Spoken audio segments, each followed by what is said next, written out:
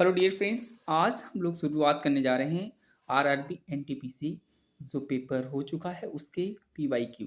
ये हमारा जो मॉडल पेपर यानी मॉडल पेपर नहीं पीवाईक्यू है जो हमारा 3 मई 2016 में सिर्फ फर्स्ट में आया था, उसको हम आज सॉल्व करने वाले हैं। देखते हैं हमारे लोगों की कितनी स्पीड रहती है और एग्ज़ाम में कितनी स्पीड बना के चलना है। तो दोस्तों, यहाँ शुरुआत करेंगे और इसमें कुछ क्वेश्चंस होंगे जो ट्रिक से सॉल्व होंगे और कुछ क्वेश्चंस जो होंगे हमारे डायरेक्ट सॉल्व होंगे, तो हम दोनों चीज़ें लेकर चलेंगे। तो देखते हैं, सबसे पहले ये पहला क्वेश्चन दिखाया गया है आपकी स्क्रीन पे और आप इसको देखेंगे और मेरे साथ सॉल्व करने की कोशिश करेंगे। जैसे कि पहला क्वेश्चन दिया गया है, ठीक है?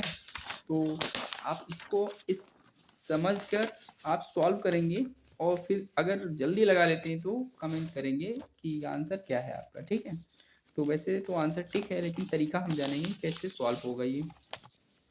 तो आइए पहले क्वेश्चन की बात करते हैं। पहला क्वेश्चन हमारा दिया है, देखो यहाँ पे एक डाटा सेट का प्रसरण 9 है तो मानक विचलन ज्ञात कीजिए। तो मानक विचलन का एक फार्मूला होता है, वो फार्मूला हमें क्या करना चाहिए, याद कर लेना चाहिए। तो हम आपको फार्मूला बताएंगे, वो याद करना है मेरे साथ ही। और इस तरह से देखिए, ये पहला क्वेश्चन है मानक विचलन, ठीक है? मानक विचलन का एक फार्मूला होता है, वो आपको पहले से याद होगा। मानक विचलन बराबर होता है अंडर रूट में प्रसरण, क्या होता है, प्रसरण। तो ये होता है, तो प्रसरण इसमें दिया गया है 9, तो अंडर रूट में हम रख देंगे 9। तो 9 अगर रखेंगे तो 9 किसका वर्गमूल है, तो हमारा 3 का है, तो 3 हमारा आंसर होगा, जो कि ऑप्शन नंबर बी है, ठीक है? और इसको हम एक और तरीके से देखो बच्चा, कभी भी एक्स स्क्वायर हो या फिर 4 लिखा हो तो इसका आंसर जो आएगा, एक्स की हमारी दो वैल्यू पॉसिबल है, इसीलिए हम यहाँ पे प्लस माइनस 2 लेते हैं जब हमें कभी स्क्वायर की वैल्यू बतानी होती है किसी भी अल्फ़ाबेट की, ठीक है, वेरिएबल की। तो यहाँ पे हमें रूट की वैल्यू बतानी है, तो रूट की जो वैल्यू आती है हमेशा प्लस में आती है, इसीलिए हम प्लस का 3 लेंगे, तो बी ऑप्शन सही हो गया, ठीक है? क्वेश्चन नंबर आगे करते हैं। जो लिखा हुआ है, देखो जो स्टैटिक जीके है या हमारा जीएस जीके पोर्शन है, उसमें हम डायरेक्ट क्लिक करेंगे और आंसर याद रखना है आपको, ठीक है? भू आकृतियों की स्पष्ट समझ के लिए कौन सी अध्ययन सामग्री जरूरत होती है, तो सी ऑप्शन हमारा सही होगा। सी ऑप्शन यानी भूगोल शास्त्री भू आकृतियों का जो है क्या करते हैं, अध्ययन करते हैं, तो उसकी समझ के लिए कौन सा अध्ययन सामग्री कहलाता है, तो भूगोल शास्त्री, ठीक है? जैसे आपने सुना होगा अर्थशास्त्र के ज्ञाता अर्थशास्त्री होते हैं, तो जीवन शास्त्र को जानने वाले तो ज्योतिषी एस्ट्रोलॉजी आपने इससे सुना होगा, वो हमारा हिसाब किताब है। आगे लिखा हुआ है सिंह, ये है क्वेश्चन, देखो बढ़िया। क्वेश्चन नंबर 3 की बात करें तो 3 क्वेश्चन क्या कह रहा है, इस सॉल्व करेंगे ध्यान से। क्वेश्चन नंबर 3, ठीक है? तो ऑप्शन आपके सामने है, आप भी सॉल्व करिए। जैसे लिखा हुआ है, सिंह एक फायरमैन के रूप में रोहित से दोगुना सक्षम है तथा वे मिलकर एक कार्य को 10 दिनों में पूरा करते हैं। रोहित अकेला उसी कार्य को कितने दिनों में पूरा करता है? तो सिंह एक वायरमैन है, तो मैंने इसको सिंह एक वायरमैन है, यस वी, ठीक है, एस पी लिख दिया। और रोहित से दोगुना सक्षम है, तो यहाँ पे अनुपात का निशान बनाइए क्योंकि ये अनुपात से सॉल्व होगा। रोहित मैंने लिख दिया। रोहित अगर एक गुना काम कर कर पाता है एक दिन में, एक लड्डू बनाता है, तो ये 2 लड्डू बना देता है एक दिन में, ठीक है? कौन? सिंह वायरमैन।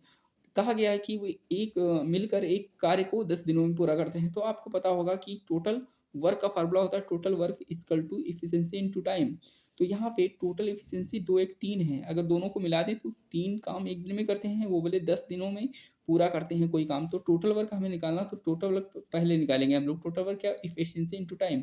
एफिशिएंसी कितनी है, 2 1 3। तो अगर बात करें टाइम कितना ले रहे हैं, 10 दिन, तो हम कहेंगे 30। यहाँ पे क्या आ गया, टोटल वर्क आ गया। बोला गया रोहित अकेला उसी कार्य को कितने दिन में करेगा। रोहित बेचारा एक लड्डू बना पाता है एक दिन में, 30 काम को 30 दिन लेगा वो, तो हम 30/1 करेंगे तो डायरेक्ट हमारा आंसर 30 डेज आ जाएगा आंसर, ठीक है? तो इस तरह से ऑप्शन नंबर है बी सही होगा, ठीक है? तीसरे का बी। क्वेश्चन नंबर आगे चलते हैं, क्वेश्चन नंबर चौथा लेते हैं। लिखा गया है, देखिए, कच्चे माल से विभिन्न उत्पादों को अलग करने के लिए किस विधि का उपयोग किया जाता है? कच्चे माल जो होते हैं उनको, उत्पादों को अलग करने के लिए हमें आंशिक आशवन विधि का प्रयोग करना पड़ता है, तो बी ऑप्शन हमारा सही होगा, ठीक है? क्वेश्चन नंबर 5वां देखते हैं। 5वें में क्या कह रहा है, ध्यान से आपको देखना है और इसको सॉल्व करना है। अगर हम 5वें की बात करें तो पांचवा क्वेश्चन ऐसे सॉल्व होता है, जैसे मैंने आपको बोला दो संख्याओं का गुणनफल ये है। कोई आपको फार्मूला याद रखना है, पहली संख्या गुणे दूसरी संख्या बराबर लासा एलसीएम गुणे एचसीएफ। तो यहाँ पे पहली दो संख्याओं का गुणनफल गिवन है। क्या गिवन है? 3060, उनका लासा दिया है 85, तो उनका मासा ज्ञात करना है। तो आप यहाँ पे वैल्यू पुट कर लीजिए। 3060 दिया गया है, ठीक है, 3060 दिया गया है संख्या को गुणनफल, लासा दिया गया है उनका 85, ठीक है 85, और हमें एचसीएफ पता करना है। तो 85 जो है, 85 से इसको डिवाइड करेंगे तो हम याद रखे हैं टेबल, आपको पता होना है, 17 × 25 = 85, और यहाँ पे 17 एक कन, और बचे कितने हमारे पास 13, 17 × 25 = 85, 17 × 1 = 2, 17 × 7 = 109, 17 × 8 = 136। तो यहाँ पे कितना आ रहा है? तो 17 एक 13 बचे थे, ठीक 13, तो 17 × 8 = 136। तो यहाँ पे ये इस तरह से कट गया 17 के टेबल में 18 बार ये कटेगा, जीरो शिफ्ट करेंगे, 5 से काटेंगे तो 5 या 15, 5 × 30, यानी हमारा कितना आने वाला है आंसर? 36 आने वाला है। एचसीएफ कितना आ जाएगा हमारा? 36 आ जाएगा। तो इसका आंसर क्या होगा? 36। तो इस तरह से हमारा डी ऑप्शन सही होगा, ठीक है, डी ऑप्शन हमारा क्वेश्चन नंबर 5 का डी ऑप्शन, ठीक है। आगे बात करते हैं क्वेश्चन नंबर 6 की। तो क्वेश्चन नंबर 6 को देखना है आपको ध्यान से।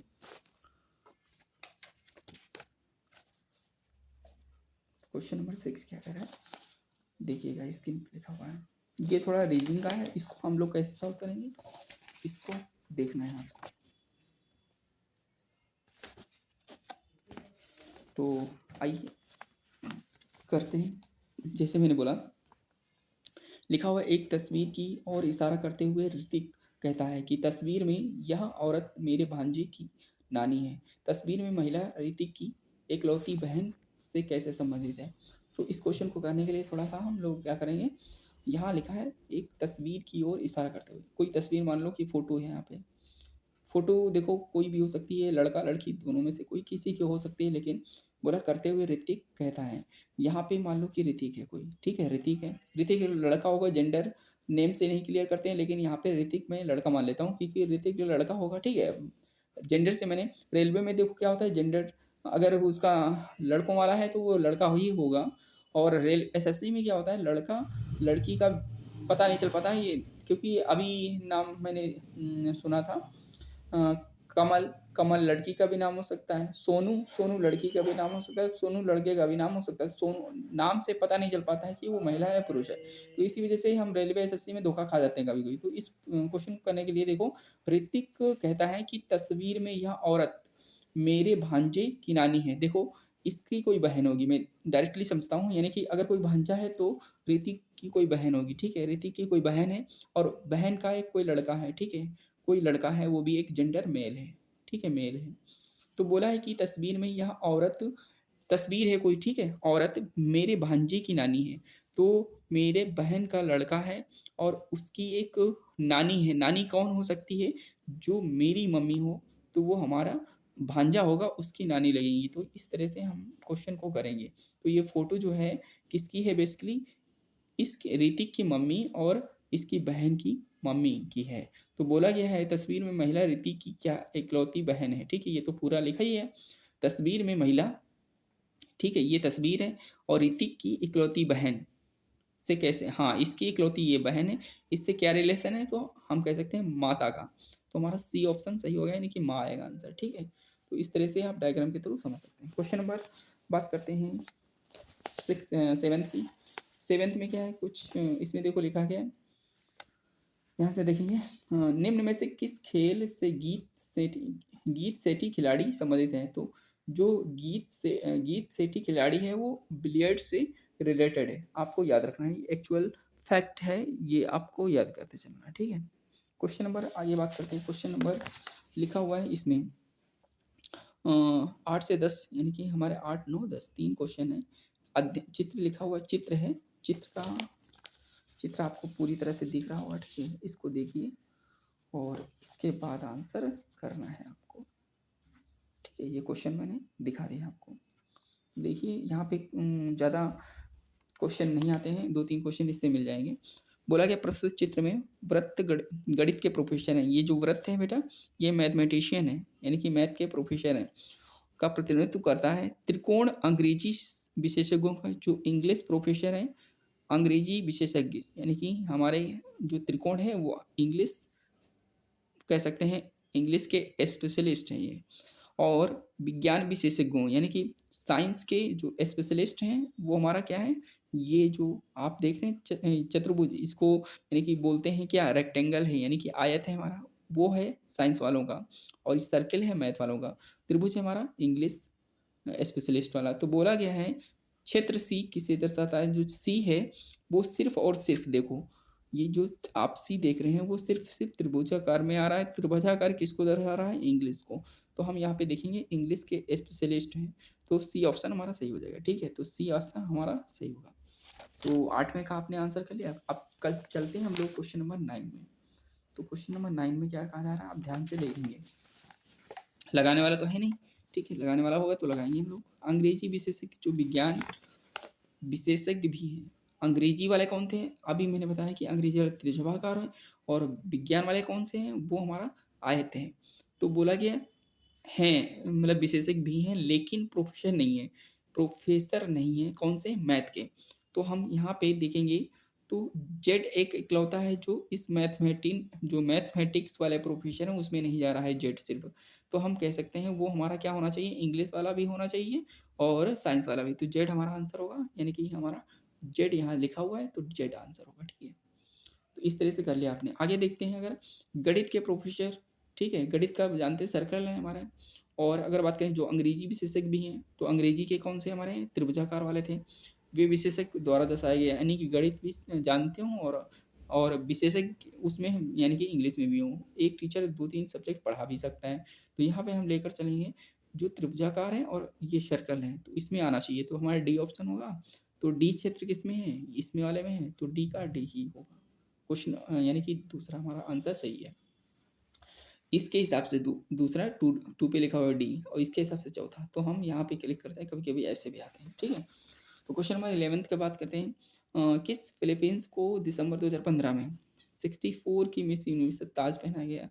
तो ये हमारा जब पेपर हुआ था 2016 का, तो 15 का पूछा जीके, एक करंट अफेयर पूछा। तो यहाँ पे जो आंसर हुआ करता था पिया अलोजो, ठीक है, वो स्वैग थे। लेकिन अब ये करंट अफेयर में पूछा जाएगा तो हमारा करंट नया बनेगा, तो इसको छोड़ दीजिए आप। ठीक है, ये भी एक करंट अफेयर का है, ये भी ठीक है। मिस सुनामी जागता 5 नवंबर को मनाया जाता है। ये का दिन क्या है, घोषित करने का प्रस्ताव किया गया था।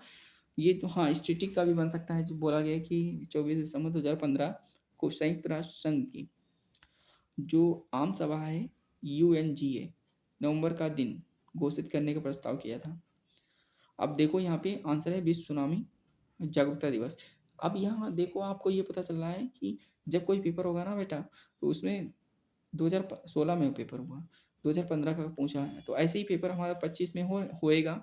तो इसमें किसका पूछेगा, 24 का पूछे, तो 24 वाला करंट अफेयर हमें जरूरी है सीखना आप लोगों को। ठीक है, क्वेश्चन नंबर 12,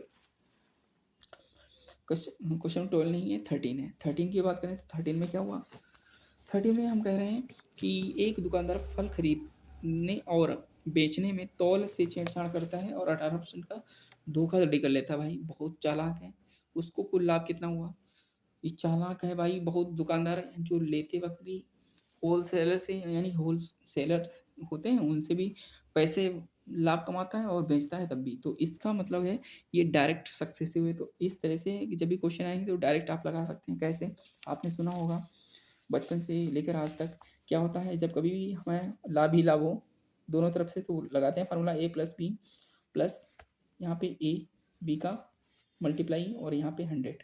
तो इस तरह से कितना हो रहा था उनको, 18% हो रहा था। तो जब लाया था तब भी, तो हम यहाँ लिखेंगे 18 प्लस 18, इसके हिसाब से ये फार्मूला है हमारा। ठीक है, ये सब परसेंटेज में वैल्यू होती है हमारी।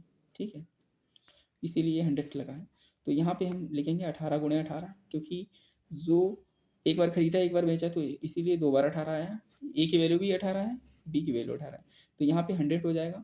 18 18 36 होता है, प्लस 18 18 324 होता है, क्योंकि 18 का स्क्वायर 324, यहाँ पे 100 करेंगे और 2 जीरो हटाएंगे, पॉइंट लगाएंगे, 36 में 3 जोड़ेंगे, तो हम कह सकते हैं 39.24।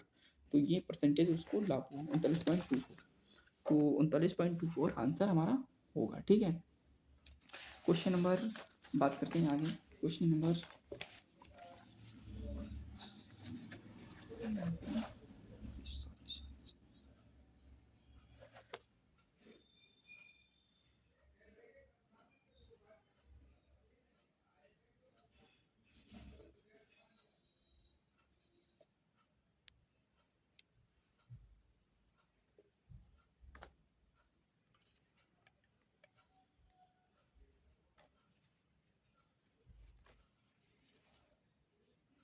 ठीक है, तो इस तरह से क्वेश्चन हमारे जो लगाए हैं हो चुके हैं हमारे कितने 12-13।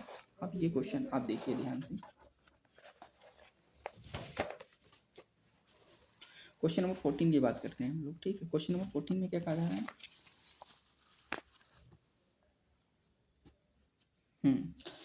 यदि एक विशेष भाषा में टाइगर को 20, 97, 518 के रूप में लिखा जाता है और उसे भाषा में पुमा को 16, 21, 131 लिखा जाता है, तो आपको बताना है कि पैंथर को क्या लिखा जाएगा। तो ये हमारा क्वेश्चन है, इसको सॉल्व करना है। ठीक है, इसको सॉल्व करना है ताकि डिस्टर्ब ना हो, मैंने इसीलिए लगा दिया। ठीक है, तो यहाँ पे बात करते हैं। अगर हम देखते हैं टी का हमारा कितना था, टी का प्लेस वैल्यू है 20, तो 20 पे 20 पे आ गया। आई की वैल्यू कितनी 9 है, तो जी का वैल्यू 7 है, तो हम देखते हैं ई का वैल्यू 5 है और आर हमारा 18 नंबर पे है, तो डायरेक्ट है ये, तो है ना, इसमें कुछ करना ही नहीं है। तो ऐसे ही पी का 16 होता है, यू का 21 होता है और एम का 13 होता है, ए का 1 होता है। तो ऐसे पी का हमारा कितना 16 होगा, 16 सभी में है।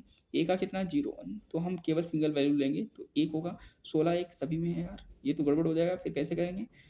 एन का देखते हैं 14, तो 16 1 14, 16 1 14 इसमें भी है, 16 1 14 इसमें भी है, इसमें नहीं है, बी वाला कट जाएगा। ठीक है, बी वाला कट जाएगा, नहीं होगा ऑप्शन। 16 1 14, 16 1 14 इसमें भी है, 16 1 14, 16 1 14। अब आगे बढ़ते हैं तो देखते हैं हमारा 20 है, तो 20 देखते हैं किसी में है, इसमें है 20 और इसमें नहीं है। 16 1 14 20 इसमें भी है। तो आगे बढ़ेंगे, देखते हैं एच कितने पे 8 पे, तो 8 इसमें है, इसमें 8 नहीं है क्या, 5 था 8 है। ठीक है, और फिर लास्ट वाला देखते हैं आर 18, 18 इसमें भी है, इसमें भी है। फिर से चेक करो, पी 16 है, ए 1 है, एन 14 है, पी 16 1 14, फिर टी 20 पे है और यहाँ टी 20 पे है। एच है हमारा 8 पे, तो डायरेक्ट हमें 8 चाहिए था, 5 नहीं चाहिए, इसीलिए हमारा क्या होगा, सी ऑप्शन सही होगा। ऐसे देखो कन्फ्यूजन करेक्ट होता है, हमें एलिमिनेट करना आना चाहिए। ये प्रैक्टिस करोगे तब आ जाएगा ऑटोमेटिक। ठीक है, कोई दिक्कत नहीं। आइए क्वेश्चन नंबर बात करते हैं हम लोग। देखो मेरे भाई, ये वाला जो क्वेश्चन है, ये मैं तो हिंट दूंगा, कराऊंगा नहीं, क्योंकि इसमें बहुत सारा डेटा है और ये आप देखेंगे ध्यान से ना तो दिखती नहीं है सही से। तो यहाँ पे क्या पूछ रहा है क्वेश्चन, देख लीजिए आप, क्योंकि इंपॉर्टेंट है क्वेश्चन। ये सबसे पहले ए बी सी डी के 1993 में ये दिया गया है, बिक्री हुई है। और यहाँ पे 1993 में 3 कंपनियों की औसत बिक्री और 1998 में औसत बिक्री के बीच अंतर क्या है। तो 1993 तीनों कंपनियों की औसत बिक्री क्या है। उन्नीस देखो 1993 आपको दिख रहा है कहीं, 1993 ये है, तो इसमें तीन कंपनी औसत बिक्री और 1998 औसत बिक्री, 1998 कहाँ है, ये है। तो तीनों कंपनी कौन सी, एक कंपनी है, बी कंपनी है, सी कंपनी, तीनों कंपनी। और इसमें 1993 तीनों कंपनी है, उनका डेटा जो लिखा हुआ है इनको ऐड करना है, और जित 3 ही है तो 3 से डिवाइड करना है। ठीक है, बोला कि अंतर तो माइनस लेना है बीच में, और फिर ये जो आप 1998 देख रहे हैं, 98 में 1 2 3 तीनों को वैल्यू यहाँ पे मैच करके ऐड करना है, फिर 3 से डिवाइड करके माइनस कर देना है। जो भी बड़ा होगा उससे, अंतर मतलब होता है जो बड़ा हो उससे। ठीक है, ऐसे कर लेंगे। और इसमें भी किस वर्ष कंपनी ए और बी बिक्री के बीच न्यूनतम, मतलब इसमें देखो, इसमें पूरा देखो, फिर इसमें देखो, फिर इसमें देखो, फिर उसके बाद पता है क्या करना पड़ेगा। ए और बी बोला है तो ए बी क्या है, ए इसमें ये ब्लैक वाला है और बी हमारा क्या है, बी हमारा थोड़ा सा ये, यानी कि ये सर्कल उसका स्क्वायर टाइप में है, तो इसको बोलते हैं आयत। तो इनकी वैल्यू को जोड़ोगे और फिर क्या करोगे, जोड़ने के बाद जिसमें गैप कम होगा, ठीक है, वही हमारा आंसर होगा। तो इस तरह से हमने टिक कर दिया है। इसमें सी ऑप्शन होगा, इसमें क्या होगा, इसमें भी सी ऑप्शन होगा। ठीक है, तो कर लो, आगे चलते हैं क्वेश्चन नंबर 17 की बात करें, 17 में भी हमारा यही क्वेश्चन है, इसी डीआई से 3 क्वेश्चन आते हैं। तो मैं देखो यहाँ पे बता देता हूँ आपको। कंपनी बी के लिए दी गई अवधि का दौरान औसत सालाना बिक्री कंपनी सी और सी की औसत सालाना बिक्री का लगभग कितना प्रतिशत है। तो यहाँ पे सही आंसर जो है, देखो कैसे बात करते हैं हम लोग, किसकी बात कर रहे हैं 17 नंबर की। तो 17 में हमारा सही आंसर क्या होगा, ये देखो यहाँ देखना पड़ेगा डेटा को सबसे पहले। बी के लिए, बी हमारा क्या था, आयत के रूप में था, तो हमें उसे देखना पड़ेगा।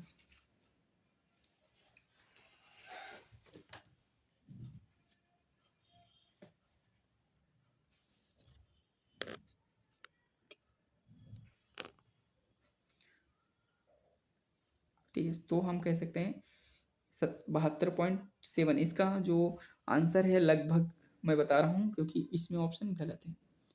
ठीक है, तो इसमें ऑप्शन ये गलत है, इसीलिए इसको हम लोग कभी कभी रेलवे गलत सवाल बना देता है ना, उसके लिए बच्चे परेशान होते हैं। तो ये गलती है इसमें, सही से आंसर नहीं आएगा। जब लगाओगे तो स्क्रीनशॉट लीजिए, आप लगाइएगा इसको, ठीक है। और नहीं आएगा तो आप कमेंट करके मैं अगली वीडियो में बता दूंगा, कोई टेंशन लेने की ज़रूरत नहीं है। पृथ्वी पर सबसे ऊंचा पर्वत कौन सा है, तो पृथ्वी पर सबसे ऊंचा हमारा क्या है, सबको पता है माउंट एवरेस्ट है, उसके बाद K2 है। इसकी ऊंचाई कितनी है, 8858। आपको बताना है। क्वेश्चन नंबर 18 की बात करें तो क्या होगा, एवरेस्ट की हाइट 8850 है ना। इसकी बात कर देते हैं, जो माउंट एवरेस्ट है सबसे ऊंचा यही है, तो इसकी हाइट कितनी है, इसकी हाइट है 8850 मीटर हाइट का है, ठीक है। तो अगर बात करें ये कहाँ है, तो नेपाल के लोग इसे सागर माथा कहते हैं, तो नेपाल में कह सकते हैं। तो आगे बात करें दूसरे नंबर पे कौन सी है, तो हम कह सकते हैं K2, ठीक है। भारत की सबसे ऊंची चोटी कौन सी है, K2 है, जिसकी ऊंचाई जो है 8611 मीटर है, 8611 मीटर। तो ये हमारी कौन थी, MT यानी कि माउंट एवरेस्ट है, ठीक है। और ये कौन सी है, ये हमारी K2 है, जिसको बोलते हैं K2 गार्डविन अस्टीन। तो इस तरह से ये याद रखना इंपॉर्टेंट है। और अगर दोनों ये ऑप्शन में ना हो तो यही लगाएंगे, अगर बाई चांस ये दोनों ना हो तो हम कंचनजंगा लगाएंगे, क्योंकि दूसरे नंबर पे ये कंचनजंगा आती है K2 के बाद, ठीक है। तो इस तरह से आप कंचनजंगा की अगर हम बात करें तो 8598, ठीक है, 8598 मीटर इसकी हाइट है। तो कंचनजंगा आ गई हमारी, कंचनजंगा पर्वत भारत का सबसे ऊंचा है, ठीक है। K2 अगर बात करें तो K2 हमारे भारत की सबसे ऊंची चोटी है। कंचनजंगा हमारे भारत और नेपाल दोनों की बॉर्डर सीमा बनाती है, तो हम कह सकते हैं दोनों जगह पे है। क्वेश्चन नंबर 19 की बात करें तो इसमें देखना है आपको सही जवाब क्या होगा। तो सही जवाब क्या होगा, आपको ध्यान देना है।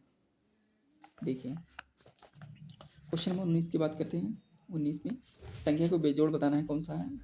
संख्याओं के 4 जोड़े समूह दिए गए हैं, जिनमें से एक छोड़कर सभी किसी तरीके से समान है, जबकि एक भिन्न है। तो हम यहाँ पे देखते हैं ऑड नंबर कौन सा है। एक का अगर स्क्वायर करोगे तो एक घटाओ जीरो आंसर, ठीक है। 3 का स्क्वायर करो 9, 9 में से एक घटाओ 8, सही है। 6 का स्क्वायर 36, 36 में एक घटाओ 35, ठीक है। 7 7 49, 49 में से एक घटाओ 48 आना चाहिए, तो हमारा डी ऑप्शन सही होगा, ठीक है। डी हमारा आंसर क्या होगा, डी ऑप्शन होगा, ठीक है। किस तरह से आपको बता दिया है। तो आगे चल के क्वेश्चन नंबर 25 ही करेंगे हम लोग, ठीक है। 25 शाम को करेंगे, और आप लोग बताइएगा ठीक ठाक है। ऐसे कॉपरेट करोगे तो फिर हम लोग डेली जो है वीडियो बना दिया करेंगे आपके लिए। तो क्वेश्चन नंबर की बात करते हैं। क्वेश्चन नंबर देखो लिखा हुआ है, कथन पढ़ें और, अरे ये क्वेश्चन नंबर 35 करा दिया मैंने। क्वेश्चन नंबर हमें करना है कौन सा, 20। क्वेश्चन नंबर 20 की बात करेंगे हम लोग, ठीक है।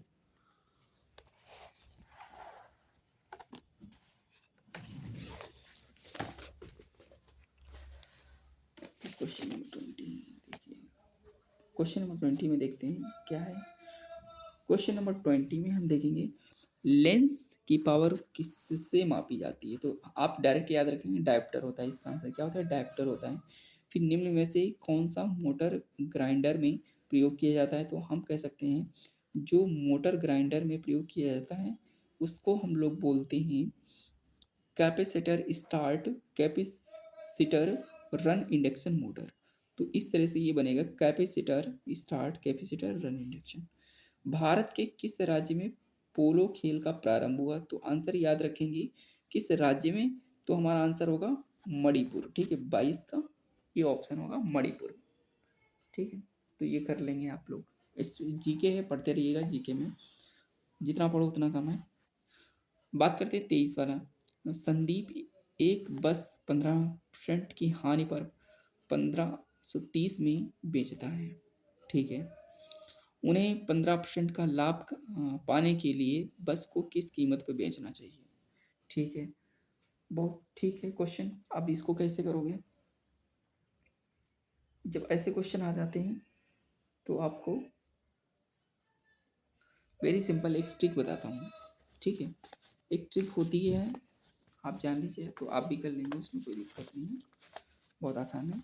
जब कभी भी ऐसा बोला जाता है बेचा है खरीदा जाता है, तो इसको क्वेश्चन को करने से पहले हमें ये देखना पड़ेगा कि जो क्वेश्चन है बेटा, ध्यान से देखना, 15% की हानि, तो 100 में अगर 15 घटाओगे तो कितना होता है? 85%। अगर बात करें कितने बेचा उसने, 1530 में, और बेचता है 15% लाभ पर, कीमत पर बेचता है, यानी कि 15% लाभ पाने के लिए किस कीमत पे बेचना चाहिए? तो हम 115 कर देंगे, कोई दिक्कत परेशानी नहीं। तो 115% की वैल्यू निकालेंगे तो 115 ऊपर जाएगा, एक 85 नीचे, तो हम डायरेक्ट लिख सकते हैं 15, 115 की वैल्यू निकालनी है। ठीक है, तो 115 हमारा ऊपर जाएगा, और यहाँ पे कितना बचेगा? 85। तो ये परसेंटेज परसेंटेज वगैरह सब हट ही जाएंगे। ठीक है, कोई दिक्कत नहीं।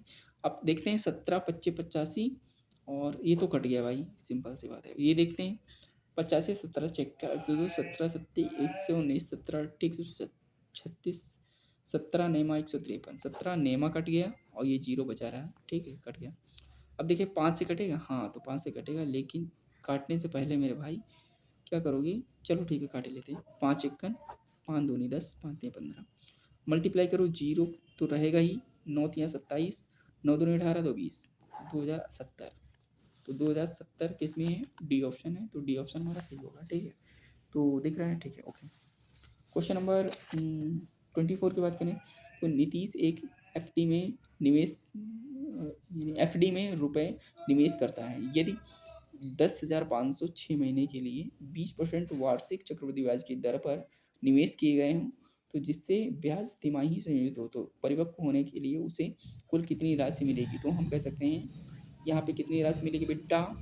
तो कैसे निकालोगे यार? बहुत बढ़िया क्वेश्चन है, ऐसे क्वेश्चन बच्चे छोड़ के आते हैं, आप मत छोड़िएगा। देखो कैसे करोगे, एक हफ्ते में कितना, मतलब पी कितना है, देखो ध्यान से, सही से बताता हूँ। चलो बढ़िया से देख लेना, सीख लेना, इससे क्वेश्चन आएंगे तो अगर लोगे आप।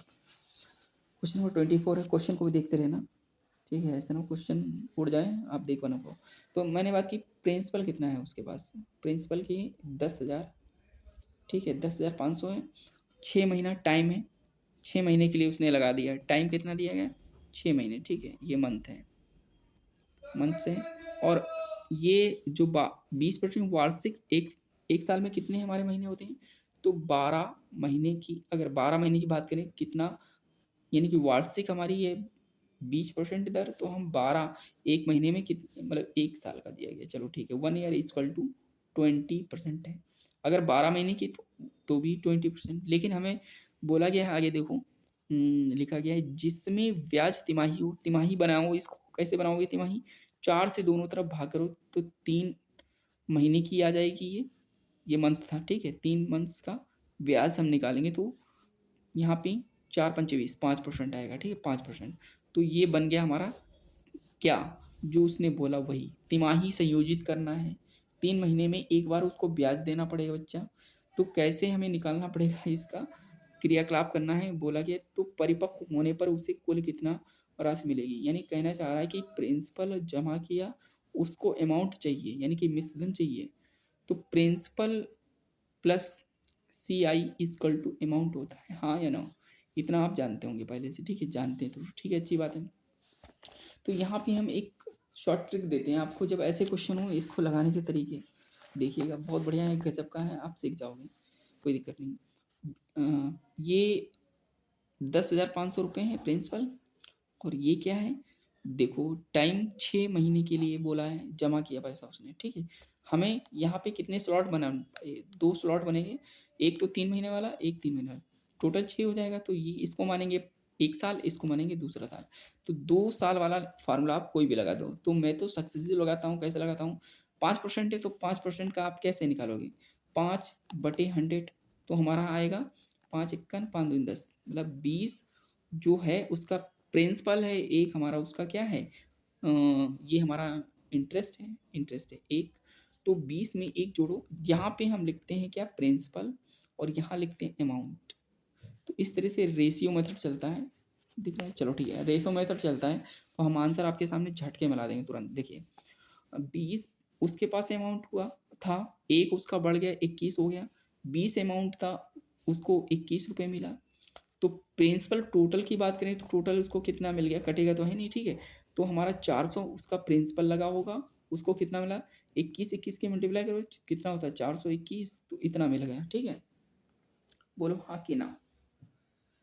इतना समझ में आए तो भैया आगे बढ़ें। बोलो बढ़िया क्वेश्चन है, पेपर में आ सकता है, आएगा तो फिर दिक्कत होगी। हाँ तो यहाँ पे 21 का 441 होता है, ठीक है?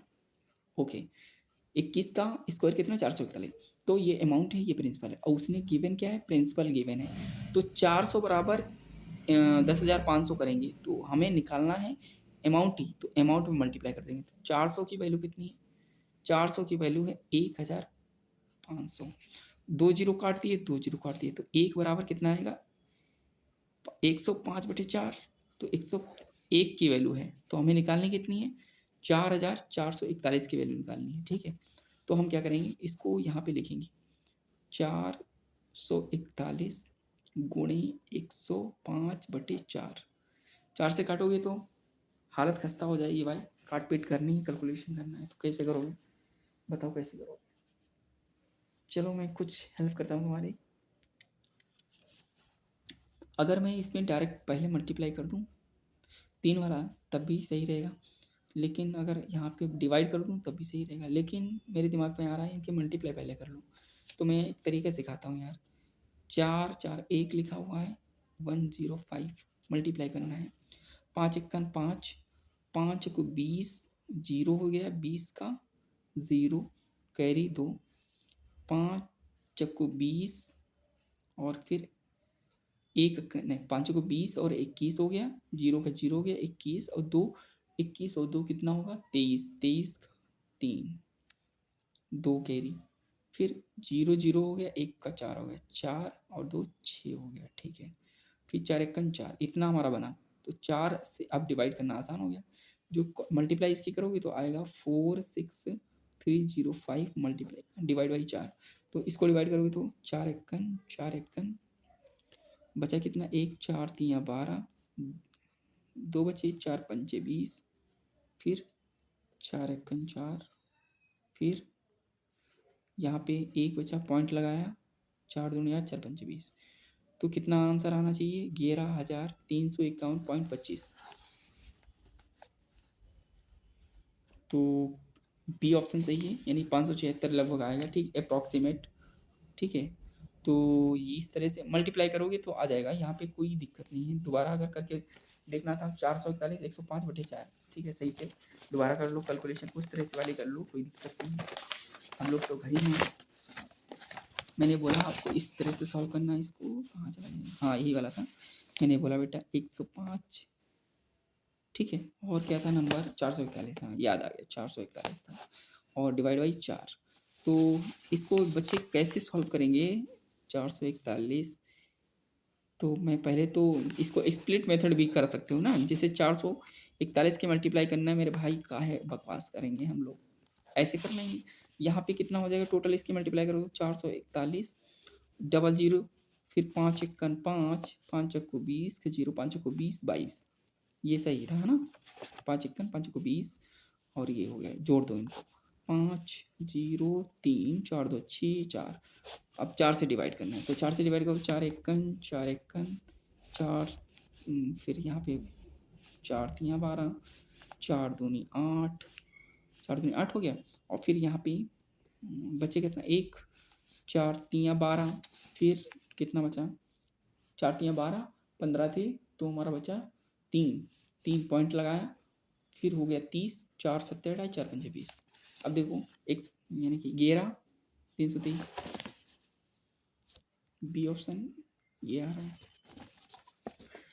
तो कैलकुलेशन देखो, कैलकुलेशन जब करोगे तब आएगा आंसर। कैसे कैलकुलेशन दिक्कत कर रहा है भाई, कैसे करोगे? कैलकुलेशन ही तो हड़ाती है, दिक्कत करती है, बाकी सब तो सॉल्व हो जाता है। कैलकुलेशन कैसे गड़बड़ हो रही है? 105, 441, 105। अगर यहाँ पे डायरेक्ट डिवाइड करो तो 4 एकन 4 एकन, फिर तो हमारा बनेगा जाके यही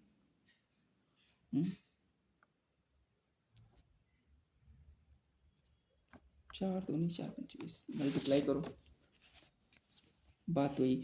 एक और काम कर सकते हो, देखो इसको एक और काम कर सकते हो, ये 441 बटे 4 था, 4 में ही इसको जीरो बनाने की कोशिश करो। तो जीरो कैसे बनता है? जब हम 25 की मल्टीप्लाई करते हैं। अगर हम लोग 5 की करें तो 5 को 20 हो जाता है। हाँ 5 की भी कर सकते हो, लेकिन 25 की भी कर सकते हो। तो हम क्या करें, 25 की कर लेते हैं डायरेक्ट। 25 बढ़िया है, 25 का टेबल भी आता है सबको। 25 से कुछ 100 हो गया तो नीचे लिखेंगे 100, ठीक है। हाँ अब तो 25 की मल्टीप्लाई यहाँ पर करोगे तो कितना आएगा? 25 चक्कू 25 पंचे 125, 125 के 5, 12 कैरी, 25 जीरो, फिर 2 कैरी 1, 25 इक्कन, और 25 एक 26, 26 और फिर 441, फिर भी मामला गड़बड़। ठीक है, तो ये कैलकुलेशन है, तो आप कैलकुलेशन कर लीजिएगा, आंसर आ जाएगा। नहीं आएगा तो फिर हम बताइएगा, हम लोग शाम को सॉल्व कर लेंगे इसको, ठीक है। आंसर बी है।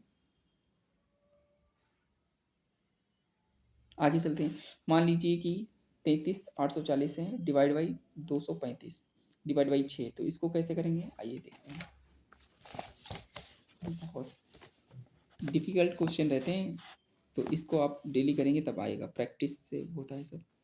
840 डिवाइड करना है तो हम मल्टीप्लाई का निशान लगाएंगे, इसको रेसिप्रोकल करेंगे, ठीक है। डिवाइड बाई ये करेंगे। ऐसे क्वेश्चन देखो टाइम टेकन होते हैं, ऐसे ही क्वेश्चन में बच्चा फंसता है, कॉन्फिडेंस लूज नहीं होता है उसको, वो कहता है मैं कर दूंगा कर दूंगा, ऐसे टाइम भागता रहता है, एक ही सवाल पड़े रहते हैं। अब देखो 3-4 मिनट लिए, तो इसका मतलब ऐसे कहीं ना कहीं एग्जाम में होता है। आपके साथ भी होता है क्या? आप सच्चाई बताइएगा कि एक ही क्वेश्चन आप कई बार लगाए हों और एग्ज़ाम टाइम मिल जाए तो आप डेटा ना समझ पाएँ, कैलकुलेशन में फंस जाएँ, आंसर मैच ना करे, तो क्या करेंगे? टाइम तो देंगे ना, कहेंगे हाँ ये तो मैं लगा लेता हूँ। तो इस हिसाब से टाइम मैनेज करना मुश्किल होता है। तो क्वेश्चन तो यहाँ घर पे लगाओ, लगा जाएगा आराम से, वही पेपर में लगाओ तो दिक्कत करता है। तो कोई बात नहीं, आप सॉल्व करोगे मेरे साथ तो आ ही जाएगा। इसकी पीडीएफ टेलीग्राम पे मिलेगी, जिसका नाम है इंग्लिश बाई विनय सर, ठीक है। तो यहाँ पे हम इसको सॉल्व कर देते हैं, कोई दिक्कत नहीं। 5 से काटेंगे पहले, ठीक है, 5 से काटो, 5 को 20 और यहाँ पे 5 सत्ते 35, ठीक है, कट गया। अब इसको काटो, 5 छक्के 30, फिर ये कट गया तो 3 बचा, 5 सत्ते 35, 3 बचा, 5 छक्के 30, 40 बचा, 5 अट्ठे 40, कट गया। अब देखो 7 से कितनी बार जाएगा? 7 के फाड़े में इसको ऐसे कर लो, सबको कैलकुलेट सभी कैलकुलेटिव हैं, आप लोग लगाइएगा तो देखिए कितनी 1 टाइम 47 जीरो, 6 में से 4 गया तो 6, 200 के आसपास जाएंगे तो 5 को 20, 4 4 सत्ते 28, 4 को 16, 18, 5 सत्ते 35, 5 सत्ते 5 को 20 नहीं जाएगा तो 4 से करो, 4 सत्ते 28, 4 को 16 तो 18, यहाँ पे कितना होगा? 16 में से 8 गया 8, 9 में से 8 गया 9 में से 8 1 बचे हमारे ये वाला 8, ठीक है, इसको उतारिए तो कितनी बार जाएगा? 4 बार जाएगा, तो इसको 4 4 सत्ते 28, 4 को 16, 18 कट जाएगा, तो हमारा मिला कितना आंसर देखेंगे? 144, 144, फिर ये 6 बचा है, अभी और करना है 1/6, तो यहाँ पे करना है 6 दूनी 12, 6 को 24, आंसर कितना आएगा हमारा? 24। तो इस तरह से ये आंसर आ गया। किसका है? हाँ ठीक, 25 का था। 25 का आंसर हमारा कितना आएगा देखो? 24 आएगा। तो 24 आप कर लोगे, इसको करना प्रैक्टिस। ये सेट दे दूंगा पीडीएफ, ठीक है, आपको बता दिया वहाँ पे। तो इसका आंसर हमारे सी होगा। नीचे दिए कथनों को पढ़ें और फिर निष्कर्ष निकालें, लिखा हुआ है। लेदर्स जूता उत्पादक संघ के ने 50% जोड़ी से 75% जोड़ी के उत्पादन आदि भार पर राहत की घोषणा का स्वागत किया है। सही निष्कर्ष निकालना है। तो देखो इसने 50 जोड़ी से 75% जोड़ी के उत्पादन अधिभार को राहत की घोषणा का स्वागत किया है। ये कथन था हमारा और इसका सही विकल्प चुनना है। सभी लेदर जूता उत्पादक इस संघ के सदस्य हैं, ऐसा कुछ भी नहीं होता। जूते की प्रत्येक जोड़ी 50 रुपये की उत्पादन अधिभार पर राहत हाल में दी गई। हालत ये था, मतलब ऐसा कुछ नहीं कहा गया बेटा। संघ ने राहत में वृद्धि की मांग की। हाँ, ये सी वाला सही है क्योंकि इसने मांग की है, तभी तो ये बोला 50 प्रति जोड़ी में 75 प्रति जोड़ी बेचा जाएगा। 50 की चीज़ 75 में बेचो तो प्रॉफिट ही हो रहा है, तो पूरी तरह से प्रॉफिट में है मालिक। आगे चलते क्वेश्चन नंबर कौन सा है, क्वेश्चन नंबर 27। तो ये इजी है, 30 तक ही करते हैं हम लोग, फिर कल करते हैं, मतलब शाम को करते हैं, बताया मैंने अभी आपको। हाँ, जैसा रिव्यू होगा उस हिसाब से काम करेंगे, ठीक है। रिव्यू अच्छा देंगे तो फिर अच्छा आएगा। देखिए, यदि एल का अर्थ है जोड़ना, एम का अर्थ है एन, एम का अर्थ है गुणा, एन का अर्थ है घटाना, पी का अर्थ है विभाजित करना, तो इसको सॉल्व कर देना है, कुछ करना नहीं है बस। देखो सबसे पहले ये 30 लिखा तो 30 लिखा मैंने, ठीक है। पी का अर्थ क्या है दिखाई पड़ रहा होगा, ठीक है। देखो पी का अर्थ क्या लिखा हुआ है यहाँ पे, पी का अर्थ है विभाजन, मतलब डिवाइड करो, डिवाइड का निशान लगा दिया। अब मैंने लिखा 2। एल का मतलब क्या है, एल का मतलब जोड़ना, तो एल का मतलब मैंने लिखा प्लस, फिर लिखा 3 नंबर है। एम का मतलब क्या है गुणा, तो गुणा का निशान लगाया। एम के बाद 6 वैल्यू है। एन के बाद क्या है, एन के बाद हमारे पास है, एन का मतलब क्या है देखो पहले, एन का मतलब है घटाना, तो हम घटाने का निशान लगा देंगे, फिर 5 लिख लेंगे, ठीक है। अब देखो पहले डिवाइड सही होता है, सॉल्व होता है, तो 15 आंसर आ गया। 15 अब तिछक 18, ये 18 हो गया। 18 और 5 13, यानी 1 कैरी, फिर 33 आ गया, फिर -5, 13 में से 5 गया 8, और फिर 2 28। तो बी ऑप्शन सही है, ठीक है, बी ऑप्शन हमारा सही है। इस तरह से ही कर दोगे। हाँ, ये क्वेश्चन देखो, साइन ए 4/5, साइन बी 5/13 है, तो हमें कॉसेक ए माइनस बी की वैल्यू चाहिए।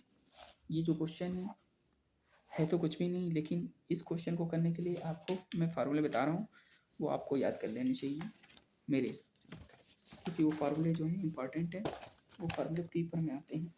चलो मैं फार्मूला बता देता हूँ आपको।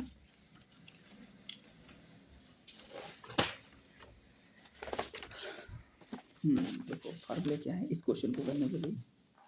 सबसे पहले मैं फार्मूले बता देता हूँ, इसके बाद में आप क्वेश्चन देखिए। तो इसको लगाने पहले आपको पता होना चाहिए, एक होता है साइन, साइन आपने नाम सुना होगा, तो साइन ब्रैकेट वाले हमारे ए प्लस बी। जब कभी भी साइन होता है ना बेटा, तो साइन क्या है अपना सिंबल चेंज नहीं करेगा, लेकिन कॉस आएगा तो अपना सिंबल चेंज करेगा।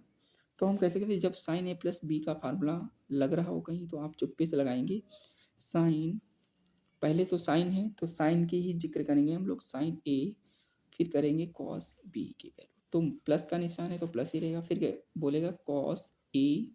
ये जो साइन ए है ना, वो कॉस के साथ इंटरचेंज करता है, लेकिन हमारा साइन पहले आएगा फिर कॉस पहले आ जाएगा, फिर इसको बोलेंगे साइन बी।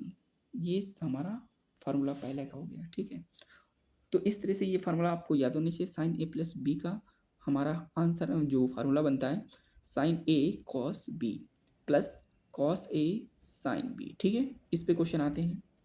और आगे बात करें इसी तरह से हमारा होगा साइन ए माइनस बी, इसका sign A cos B minus cos A sine B, बन गया फार्मूला। तो इसमें देखो कोई चेंजेस है, कोई चेंजेस नहीं है। फर्क कितना है, प्लस है तो प्लस रहेगा, माइनस है तो माइनस रहेगा। ये साइन साइन जो है आपस में क्या करते हैं, केवल एंगल चेंज करते हैं, ठीक है, एंगल चेंज करते हैं, क्योंकि साइन ए पहले ले लिया, फिर बोला भाई कॉस ए तू ले ले, लेकिन जो कॉस है वो बहुत खतरनाक है, उससे बहुत डर लगता है। क्यों डर लगता है, कॉस ए प्लस बी, अभी देखना क्या क्या याद करते हैं, कॉस ए माइनस बी, ठीक है, इनके दोनों के फार्मूले, ये प्लस है तो माइनस कर देगा, बोलेगा भाई मैं तो माइनस कर दूंगा, ठीक है, बोलेगा cos A cos B minus plus है तो उल्टा कर देंगे, ये दोनों उल्टा कर देते हैं अपने सिंबल को। तो यहाँ पे लिखेंगे साइन ए साइन बी, फिर इसमें भी उल्टा होगा, माइनस है तो प्लस हो जाएगा, बोलेंगे कॉस ए, ठीक है, कॉस बी प्लस, ये माइनस है तो प्लस करो, साइन ए साइन बी। ये फार्मूला याद रखना इंपॉर्टेंट है। तो इस तरह से कॉस ए प्लस बी का फार्मूला क्या होता है, cos A cos B minus sign A sine B. Cos A minus B का formula cos A cos B minus sign A sine B.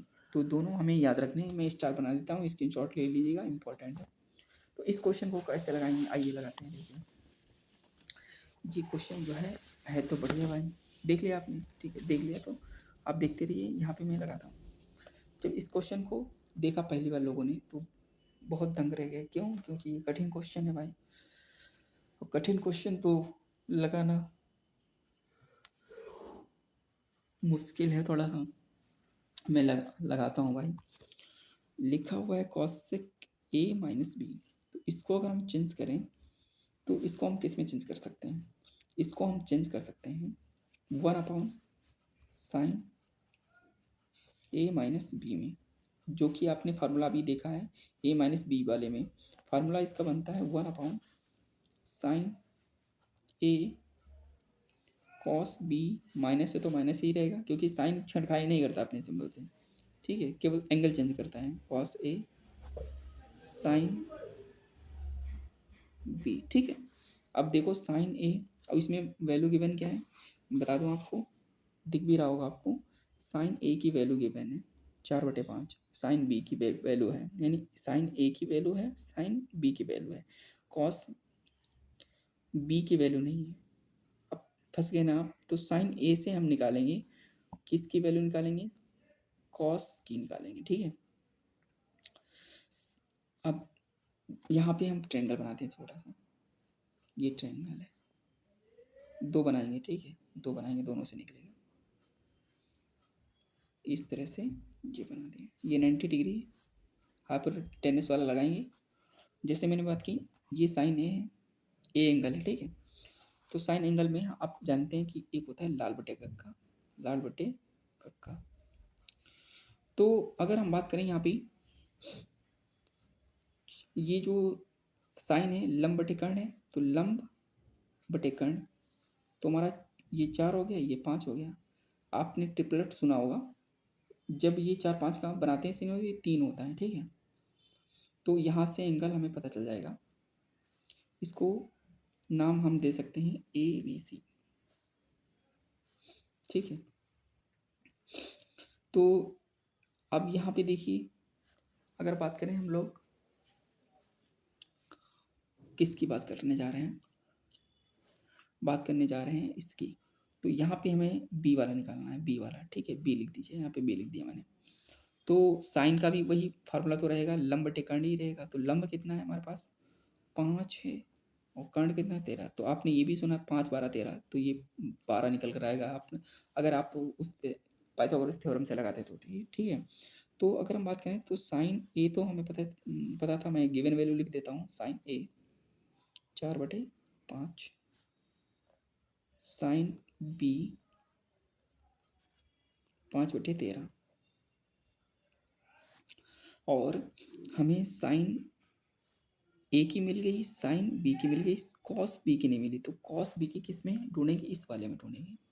तो कॉस बी की वैल्यू हमें चाहिए, तो कैसे, देखो मैंने याद किया, साइन कॉस 10, तो आधार बटे कर्ण, कि किस में चाहिए, हमें चाहिए बी वाले में, तो बी वाले देखेंगे, आधार क्या है, ये 12 है, कर्ण क्या है 13, तो हम इसका आंसर मानेंगे 12/13, ठीक है, 13।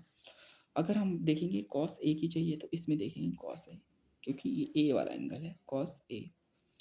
देखेंगे आधार बटे कर्ण, आधार क्या है हमारे पास 3 है, और कर्ण क्या है 5 है, ठीक है। तो ये हो गया। अब इसमें वैल्यू पुट कर देना, कुछ करना नहीं है, बस मैं कर देता हूँ वैल्यू पुट आपके सामने।